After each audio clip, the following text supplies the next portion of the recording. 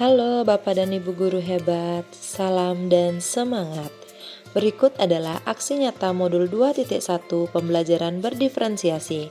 Saya Komang Sintia Neru, CGP Angkatan 9 dari Kota Denpasar.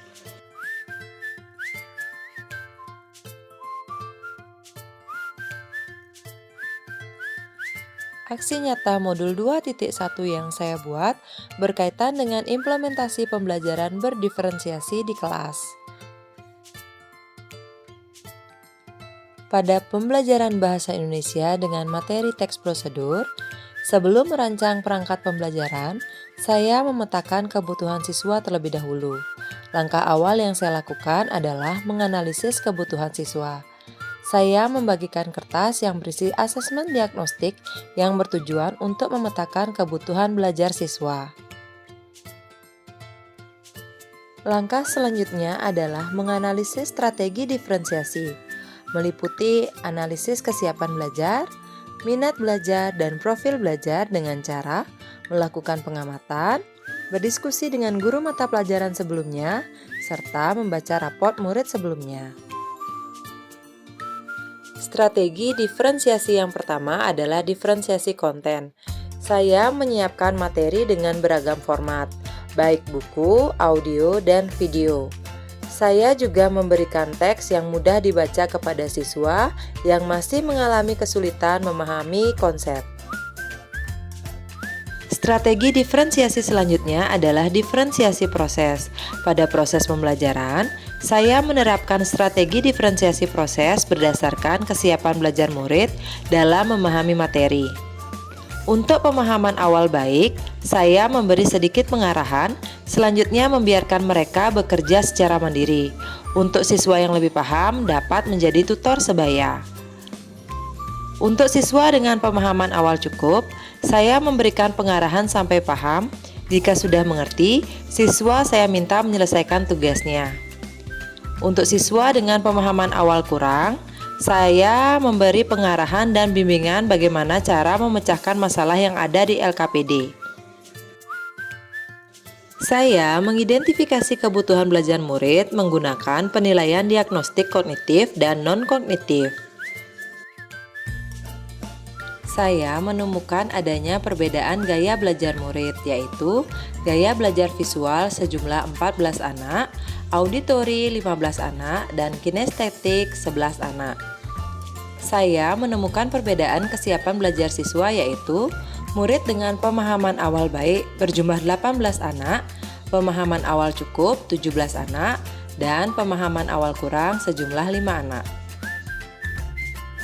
Selanjutnya, saya membuat rancangan pembelajaran berdiferensiasi. Saya membuat modul berdasarkan hasil pemetaan kebutuhan siswa, yang kemudian direncanakan penerapannya menggunakan 3 strategi pembelajaran berdiferensiasi, yaitu diferensiasi konten, diferensiasi proses, dan diferensiasi produk. Selanjutnya, untuk kegiatan pelaksanaan pembelajaran berdiferensiasi, saya lakukan di kelas 11 TB6. Om Swastiastu. Om Swastiastu. Assalamualaikum warahmatullahi wabarakatuh. Shalom, namo buddhaya, salam sejahtera untuk kita semua ya. Apa kabar anak-anak? Baik. Siap untuk belajar hari ini anak? Sudah. Baik, sebelum kita belajar materi hari ini, ada baiknya kita sempurnakan kegiatan ini dengan doa agar apa yang kita lakukan hari ini dapat diberikan kelancaran. Nah, kira-kira siapa yang bisa Ibu minta tolong untuk memimpin doa hari ini? Siapa? Ya, silakan Mang Adi. Baik teman-teman, sebelum kita memulai pembelajaran hari ini, marilah kita berdoa terlebih dahulu. Berdoa menurut agama dan kepercayaan masing-masing. Berdoa mulai. Berdoa selesai. Terima kasih Mang Adi ya sudah memimpin kegiatan doa pada hari ini. Baik anak-anak, sebelum kita mulai materinya, Ibu akan absen dulu kehadiran kalian. Ya. Anak Ibu sudah selesai mengabsen kehadiran kalian. Untuk selanjutnya kita akan masuk ke materi baru anak-anak. Nah, sebelum kita masuk ke materi yang baru, kita ingat dulu Minggu lalu kita mempelajari materi tentang apa? Ada yang tahu? Atau yang masih ingat? Minggu lalu kita belajar materinya apa? Ya, silakan Yadi. Belajar teks prosedur. Iya, benar sekali. Jadi minggu lalu kita belajar tentang pengertian dari teks prosedur. Kalau hari ini kembali kita akan mempelajari materi teks prosedur, tapi kaitannya adalah dengan struktur dan kaidah pembahasan teks prosedur itu sendiri.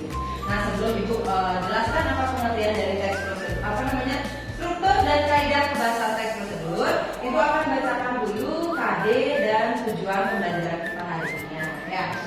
Jadi adapun KD untuk pelajaran kita hari ini yaitu menganalisis struktur dan pembahasan teks prosedur. Untuk keterampilannya, mengembangkan teks prosedur dengan memperhatikan hasil analisis terhadap isi, struktur, dan kebahasaan. Itu kompetensi dasar yang kita pelajari hari ini. Kemudian bagaimana dengan tujuan pembelajarannya? Nah, tujuan pembelajaran kita hari ini itu adalah setelah mengikuti proses pembelajaran melalui model pembelajaran problem based learning, berbantuan media video YouTube, dan proses diskusi, peserta didik dan pendidik dapat menganalisis struktur dan teks prosedur dengan tepat. Yang kedua, tujuannya adalah setelah mengikuti proses pembelajaran dengan menggunakan metode pembelajaran problem based learning, kita akan dapat menganalisis kebahasaan teks prosedur dengan tepat. Jadi kita memiliki dua tujuan pembelajaran hari ini. Ya, bagaimana, sudah siap untuk belajar? Sudah. Baik anak-anak ya, sebelum kita masuk ke materi kita yang berkaitan dengan struktur dan kebahasaan teks prosedur, Ibu akan menayangkan sebuah video anak-anak. Nah, nanti silakan kalian cermati video ini. Video ini juga Ibu sudah share sebelumnya ke dalam WA group kelas kalian. Ya, nanti kalian saksikan, cermati penayangan video Ibu.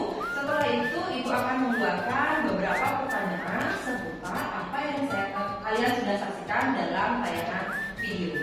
Paham anak-anak? Ibu akan tutaskan ya.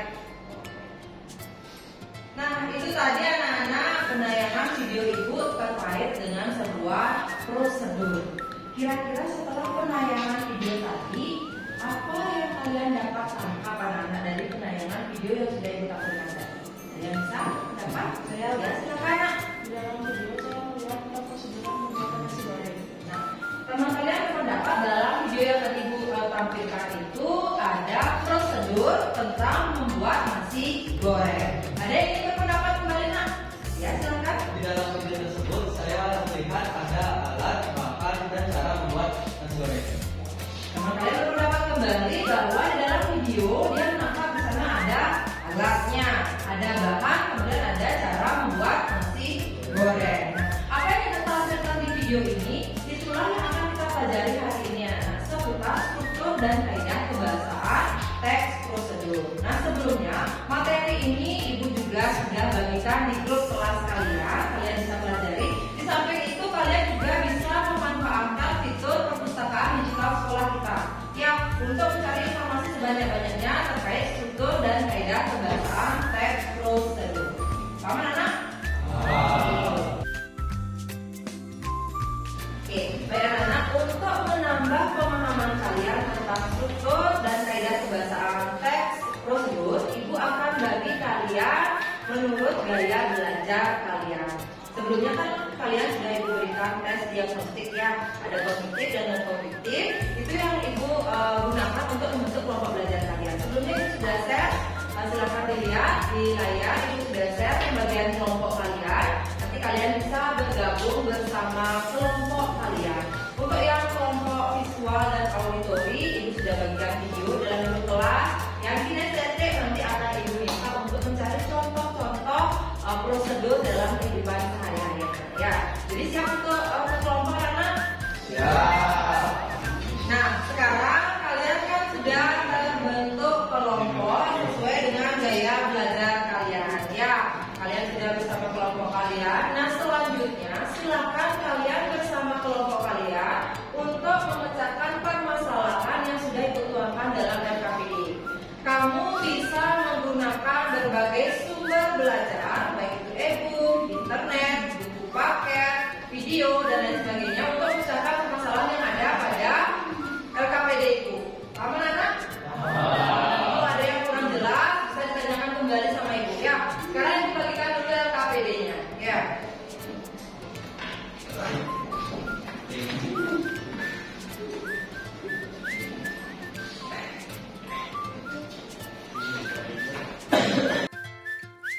Pada kegiatan membimbing penyelidikan individu dan kelompok, peserta didik mengumpulkan data melalui materi dalam video, PPT, dan e-book perpustakaan digital sekolah.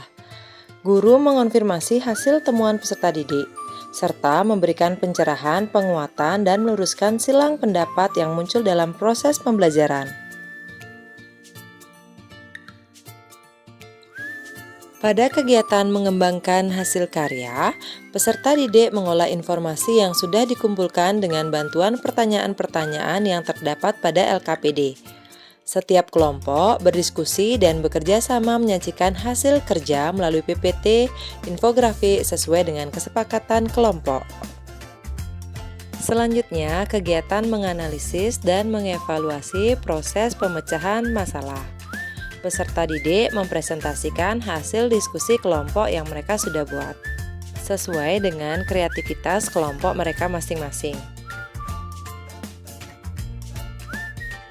Untuk selanjutnya, guru akan memberikan apresiasi dan penguatan terhadap hasil diskusi kelompok.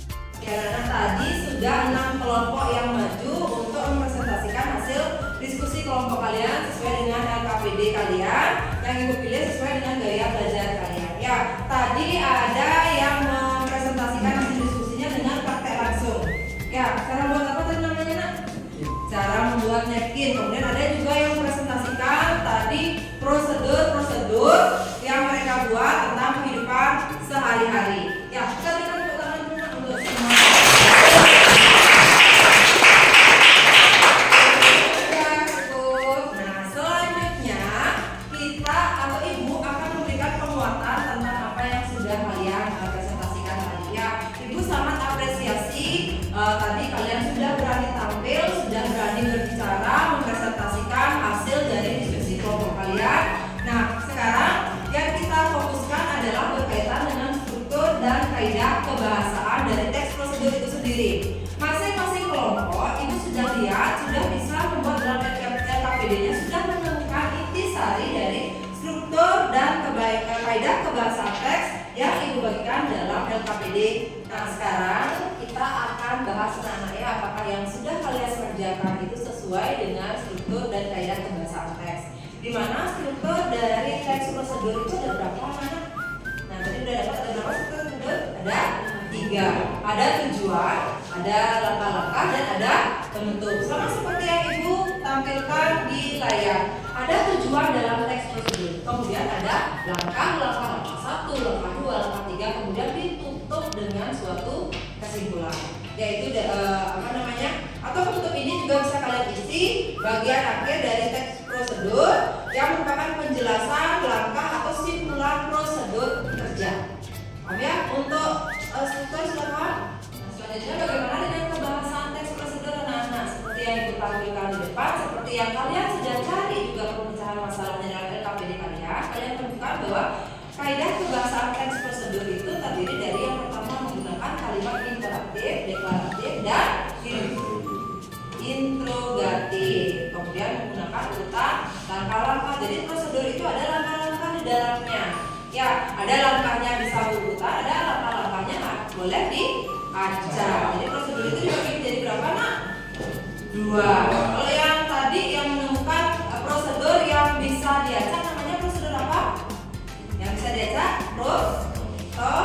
Kalau dia harus urut namanya prosedur kompleks. Yang kita lebih intensifkan untuk pelajaran itu ya. Kemudian menggunakan nomina dan partisipan, menggunakan verba dan kata kerja, serta menggunakan konjungsi. Nah, tadi kalian sudah berdiskusi bersama kelompok kalian berkaitan dengan memecahkan permasalahan struktur dan kaidah kebahasaan teks prosedur.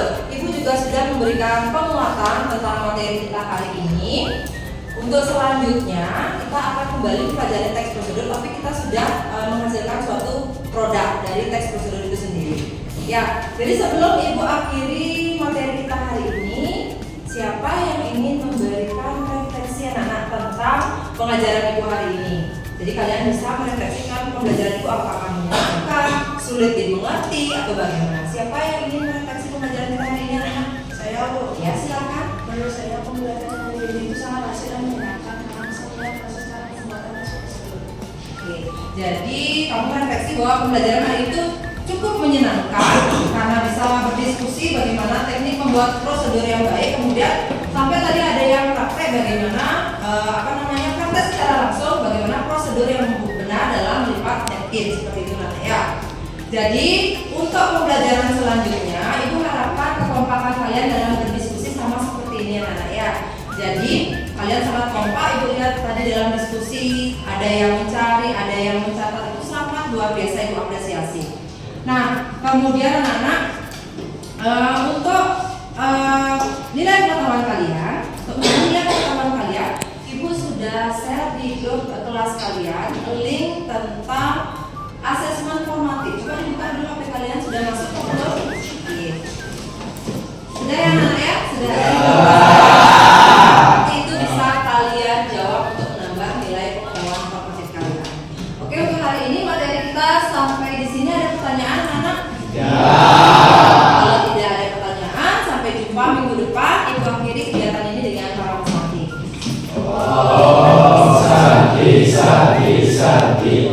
Assalamualaikum warahmatullahi wabarakatuh. Shalom, namo buddhaya, salam sejahtera bagi kita semua.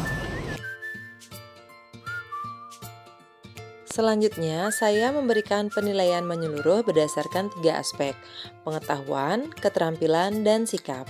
Jenis penilaiannya adalah penilaian formatif yang dilakukan selama proses pembelajaran berlangsung. Demikianlah tadi aksi nyata berkaitan dengan implementasi pembelajaran berdiferensiasi yang telah saya buat. Semoga bermanfaat. Terima kasih, salam dan bahagia. Semangat tergerak, bergerak, menggerakkan.